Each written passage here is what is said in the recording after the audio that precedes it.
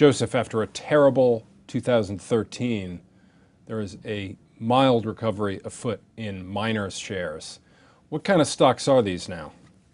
Well, you could say, well, or the companies would want you to believe really that they are value stocks, because a lot of the recovery so far this year has been sort of premised on cost cutting and increasing cash flow. So where do we stand on cash flow yields?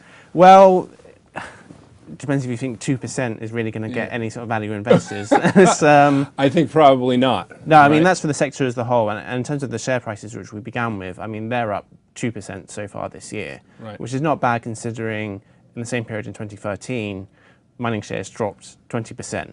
Right, so it sounds like they're betwixt and between, right? Yeah, They've there got is a CapEx under turning control, point, cash flow is beginning to rise, but they're not really in that value territory yet. So are there particular names you can play, or? Yeah, I mean, it's interesting to note that shares in Anglo American, for example, are up almost 20% this year.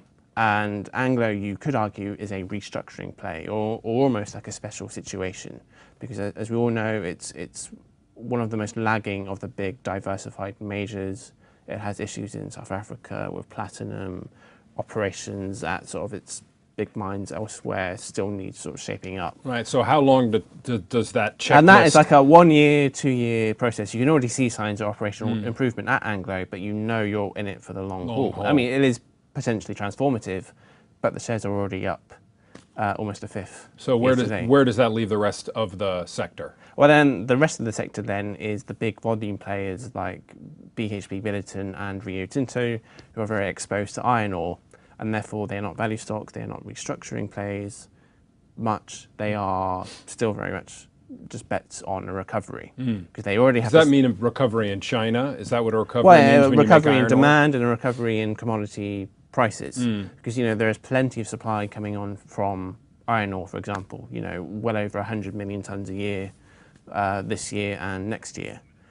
So it sounds like a pretty dreary place to try to pick a stock at this point, right? Unless you're investing in a certain restructuring, then you're left with stocks that are not in value territory by traditional metrics, live in a world where there's plenty of supply, where demand is still a little sluggish, prices are probably going the wrong direction. You have to be a pretty patient soul to get involved. Yeah, and you have to trust that they won't destroy equity capital again, which is what they did in the last 5 years.